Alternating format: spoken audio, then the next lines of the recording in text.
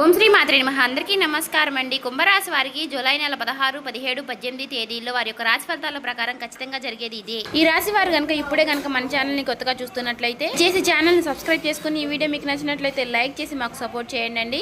మరి ఈ రోజున జరిగేటటువంటి ప్రధానమైన అంశాల గురించి తెలుసుకుందామండి. ఈ రోజు అయితే జాగ్రత్తగా ఉండవలసినటువంటి అంశంగా చెప్పుకోవచ్చు. ఎందుకంటే ఈ రోజున మీ జీవితంలో ఒక డెడ్ లైన్ గా ఉండబోతోంది. ఎందుకు అంటే కనుక మధ్యాహ్నం 2:30 తర్వాత మీ జీవితంలో ఊహించినటువంటి ఒక మార్పు అనేది రాబోతుంది. ఈ రాశి వారికి ఈ 3 రోజుల్లో ఖచ్చితంగా బ్రహ్మంగారి కాలజ్ఞానం ప్రకారం ఖచ్చితంగా జరగబోయేది అదేనండి. ఎందుకంటే దేవుడు రాసిన రాతలైనా సరే ఏమైనా మార్పులు చేర్పులు ఉండొచ్చు అని బ్రహ్మంగారి కాలజ్ఞానం ప్రకారం ఖచ్చితంగా ఏదైతే చెప్పారో అదే జరుగుతుందండి. మేమైతే కల్పితంగా అయితే చెప్పింది ఏమీ కాదండి. కాబట్టి ఈ 3 రోజుల్లో మీరు ఎదుర్కోబోయేటటువంటి సమస్యల గురించి అయితే ఈ రోజు ఈ వీడియోలో క్లారిటీగా తెలుసుకుందామండి. ఇంకా ఎవరైనా మన ఛానల్ని దయచేసి సబ్స్క్రైబ్ చేసుకోండి వాళ్ళు ఉంటే సబ్స్క్రైబ్ చేసుకోండి. ఈ వీడియో కనుక మీకు నచ్చినట్లయితే ఓం శ్రీ మాత్రమే మహిని కామెంట్ చేసి లైక్ చేసి మాకు సపోర్ట్ చేయడం మాత్రం మర్చిపోకండి. మీరు ఒక లైక్ చేయడం వల్ల మాకెంతో సపోర్టివ్గా ఉంటుంది. ఇంకా మరికొంతమంది ఈ రాశి వారికి ఈ వీడియో రీచ్ అయ్యే అవకాశం కూడా చాలా ఉంటుందండి. ఇక వివరాలకు వెళ్ళిపోదామండి. ఈ 3 రోజుల్లో ఈ రాశి వారికి ఖచ్చితంగా జరగబోయే విషయాల గురించి అయితే ఈ రోజు క్లారిటీగా తెలుసుకుందాం. 2:30 దాటక ముందే మీరు ఒక ఫోన్ కాల్ ద్వారా కానీ ఏదైనా సరే ఒక విధంగా ఒక వార్త అనేది వినవచ్చండి. ఒక వ్యక్తి మీ తలుపు తట్టవచ్చు. ఆ వ్యక్తి ఎవరై ఉంటారు? ఆ వ్యక్తి ద్వారా ఆ వార్త వినగానే ఒక్కసారిగా మీ గుండె జల్లుమంటుంది. ఇది ఒక షాకింగ్ న్యూస్ గా చెప్పుకోవచ్చు. అయితే ఈ వార్త మిమ్మల్ని భయపెట్టేటటువంటి వార్త కూడా కావచ్చండి. లేదంటే ఒక ఆనందంతో ఉక్కిరిబిక్కిరి చేసేటటువంటి ఒక శుభవార్త అయి కూడా ఉండవచ్చండి. మరైతే ఈ వీడియో మీ జీవితాన్ని తప్పకుండా మలుపు అయితే తిప్పబోతుందని చెప్పుకోవాలి. కాబట్టి ఈ వీడియోని మీరు ఎక్కడ కూడా స్కిప్ చేయకుండా చివరి వరకు చూస్తేనే మీకు అప్పుడు ప్రతి ఒక్క చిన్న విషయం కూడా క్లారిటీగా మీకు అర్థమవుతుందండి. ఇక సాధారణంగా ఏంటంటే ఈ రాశి వారు చాలా అంటే చాలా తెలివిగా ఉంటారు. చాలా గొప్ప తెలివితేటలను కలిగిన వారై ఉంటారండి. అలాగే మంచి దురదృష్టి కలిగిన వారిని కూడా చెప్పుకోవచ్చండి.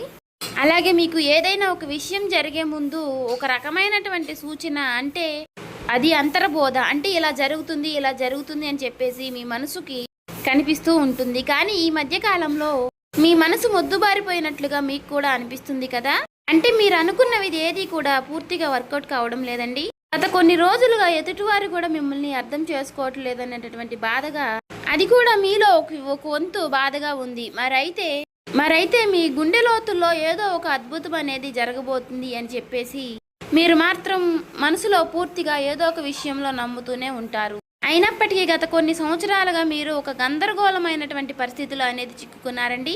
చెప్పాలంటే ముఖ్యంగా ఒక ఆర్థిక పరమైనటువంటి విషయంలో కావచ్చు, లేదంటే ఒక డాక్యుమెంట్స్ విషయంలో కావచ్చండి, లేదా భూమి విషయంలో కావచ్చు. ఇలా మీరు ఎదురు చూపులు చూస్తూ ఉన్నారు.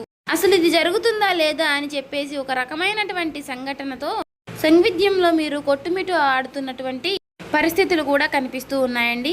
మరైతే మీరు బాగా నమ్మినటువంటి కొంతమంది వ్యక్తులు కూడా మీ మీద నెగిటివ్గా సమాచారం అనేది చేస్తూ ఉండటం. అయితే రేపటి రోజున మీకు మధ్యాహ్నం ఈ టెన్షన్స్ కానీ లేదంటే తర్వాత జరగబోయేటటువంటి అంశం గురించి కానీ తెలుసుకుంటే ఇది మీకు చాలా చాలా ప్రత్యేకంగా మీ జీవితంలో ఉండబోతుంది. ఇప్పుడు అసలు విషయానికి వస్తే కనుక రేపటి రోజున మధ్యాహ్నం 2:30 లోపు మీకైతే ఒక వార్త అయితే అందుతుందండి. ఆ వార్త ఏమిటి అంటే కనుక ఆ వార్త మీ జీవితాన్ని ఎన్నో మలుపులు తిప్పుతుంది. అంటే దీని గురించి మీరు ఎప్పుడో ఆశలు వదిలిపెట్టుకున్నటువంటి ఒక పాత విషయం గురించి ఆ చర్చ అనేది కావచ్చు. అదేంటంటే మీ ఆస్తి తగాదాలు ఏదైనా ఇలా దానికి సంబంధించి మీ యొక్క విజయానికి కారణం కావచ్చు, లేదా ఎంతో కాలంగా మీరు ఎదురు చూస్తున్నటువంటి ఒక విదేశీ ప్రయాణం అయి ఉండవచ్చు. ఇంకా లేదంటే ఒక భారీ మొత్తం ఒక అమౌంట్ అనేది మీ అకౌంట్లో పడడం దాని గురించి అయ్యి ఉండవచ్చు. మరి మీకు రేపటి రోజున ఆ సమయంలో ఒక శుభ పరిమాణం అనే చెప్పుకోవచ్చండి. అందులో కూడా ఒక ట్విస్ట్ ఉంటుందండి. ఆ వార్త వినగానే మీకు నేరుగా అయితే ఆ వార్త ఏమీ రాదండి. ఏదైనా ఒక వ్యక్తి ద్వారా హఠాత్తుగా ఆ వార్త అనేది మిమ్మల్ని చేరుకుంటుంది. మీ గుండె ఎందుకు జల్లుమంటుంది అంటే ఆ వార్త వినగానే మీ గుండె జల్లుమనడానికి 2 రకాలైనటువంటి కారణాలు అయితే లేకపోలేదండి. మొదటిది ఏంటి అంటే నమ్మలేనటువంటి ఒక నిజం. అంటే ఇది మనకి సాధ్యం కాదు కదా అని పూర్తిగా ఫిక్స్ అయిపోయినటువంటి ఒక నిజం. కానీ ఆ వార్త వినగానే అది సాధ్యమైపోయిన అని తెలుసుకోగానే మీ యొక్క మెదడు మొద్దుబారిపోయినట్టుగా అయిపోతుంది. అంటే మీరు చాలా ఆశ్చర్యపోతారన్నమాట. ఆ షాకింగ్ న్యూస్ వల్ల వచ్చేటటువంటి ఎమోషన్ ఏదైతే ఉందో అది మీ గుండెను కూడా తాకుతుంది. ఇక ఆ వార్తతో పాటుగా ఒక పాత వ్యక్తి పేరు కూడా మీకు రేపటి రోజున బయటకు వస్తుంది. అతను లేదంటే ఆమె మరలా వారు మీ జీవితంలోకి రావడం అనేది జరుగుతుందన్నమాట.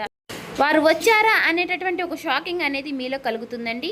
అది ఆనందం, భయం రెండు కలగలిపినటువంటి ఒక రకమైనటువంటి ఒక గొప్ప అనుభూతి లాగా మీకు అనిపిస్తుంది. ఈ అనుభూతి కారణంగా మీకు ఊహించిన విధంగా వచ్చేటటువంటి ఆ ఒక్క వార్త కారణంగా మీరు ఒక్కసారిగా ఆశ్చర్యపోయేటటువంటి అవకాశాలు కూడా చాలా అంటే చాలా ఎక్కువగా కనిపిస్తున్నాయండి.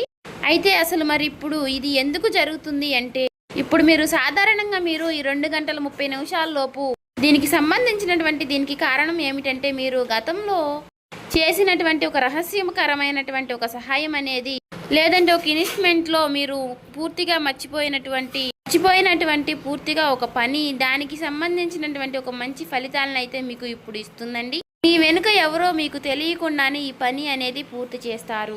ఎవరు చేసుంటారు అని చెప్పుకోవాలి అంటే మాత్రం ఆ భగవంతుడే చేశారని చెప్పుకోవాలి. అంటే ఈ రోజున కొంతమంది వ్యక్తులు ఆ నిజాన్ని బయట పెట్టాలి అని నిర్ణయించుకుని ఉంటారు.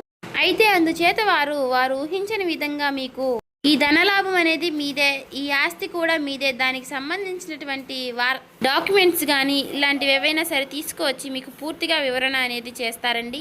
వీటన్నిటిని చూసుకుంటే కొంచెం రెస్ట్ తీసుకునేటటువంటి ప్రశాంతకరమైనటువంటి రోజు అని చెప్పుకోవచ్చు. ఊహించిన విధంగా వారు చెప్పడం వల్ల మీకు కొంచెం ఆశ్చర్యకరంగా అనిపిస్తుంది. అయితే దీనికి మరొక రీజన్ కూడా ఉందండి. గ్రహస్థితి పరంగా చూసుకున్నట్లయితే గనుక మీకు ఈ రోజున శని ప్రభావం అనేది కొంచెం తక్కువగానే కనిపిస్తుంది. అలాగే ఈ రోజున మీకు శని భగవానుడు మంచి అవకాశాలను కూడా ఇవ్వబోతున్నాడండి. రాహువుల యొక్క సంచారం, గురు దృష్టి మీ యొక్క రాశి యొక్క పైన కూడా పడిందండి. కాబట్టి ఈ 2 గంటల 30 నిమిషాలు అనేది ఈ రాశి వారికి ఒక ముహూర్తం లాంటిది అన్నమాట. మరి ఈ సమయంలో గ్రహాల యొక్క కలయిక వలన మీకు ఆశ్చర్యకరమైనటువంటి ధనలాభం కానీ, లేదంటే ఒక ముఖ్యమైనటువంటి కీలకమైనటువంటి వార్త వచ్చేటటువంటి అవకాశం, అది కూడా ఆ వార్త నుంచి వచ్చేటటువంటి ఒక లాభం మీకు అన్ని రకాలుగా చాలా అంటే చాలా ఆశ్చర్యకరమైనటువంటి విషయాలను అయితే కలిగిస్తాయండి. అయితే ముఖ్యంగా దీనివల్ల ఏంటంటే, మీరు మీ జీవితంలో ప్రధానంగా చూసుకున్నట్లయితే రేపటి రోజున మీకు ఉన్నటువంటి కొన్ని పెద్ద పెద్ద టెన్షన్స్ కూడా తగ్గుతాయండి. సమాజంలో గౌరవ ప్రతిష్టలు కూడా పెరుగుతాయి. ఆ వార్త వినగానే మీరు ముందు ఎమోషనల్ అయిపోతారు. కానీ ఆ సమయంలోనే మీరు తప్పుడు నిర్ణయాలు తీసుకునే అవకాశాలు కూడా కనిపిస్తున్నాయండి. అంటే అలాగే ఏదైనా మీరు కొంచెం అంటే మీకు బీపీ అనారోగ్య సమస్యలు ఉన్నవారు కూడా ఆవేశపడిపోయి తొందరపడి నిర్ణయాలు తీసుకోకుండా కొంచెం ప్రశాంతంగా నిర్ణయాలు తీసుకోవడం, సమర్థవంతంగా ఎదుర్కొనేటటువంటి ప్రయత్నం అనేది చేయాలండి. అటువంటి శక్తి ఉన్నప్పుడు ఏ విధంగా కూడా మనం భయపడాల్సిన అవసరం అయితే లేదండి. ప్రతి ఒక్క మనిషి విషయంలోనూ కూడా శుభవార్తలు అశుభవార్తలు సాధారణం. ఒక్కొక్క రోజు మనకు చాలా ప్రశాంతంగా అనిపిస్తుంది, ఒక్కొక్క రోజు అసలు ఈ రోజే బాగాలేదు, చాలా ఒత్తిడిగా ఉంది, నిద్ర లేచినప్పటి నుంచి ఎవరి ముఖం చూసాము అన్నట్లుగా ఒక రకమైనటువంటి ఫీలింగ్ అనేది మనలో కలుగుతూ ఉంటుంది. అలా ఒక్కొక్క రోజు ఒక్కొక్క రకంగా ఉంటుంది అన్నమాట. కాబట్టి ఒక్కొక్క రోజు మనకు సంబంధించినటువంటి పనుల్లో కొన్నిటిలో ప్రశాంతత అనేది కనిపిస్తుంది.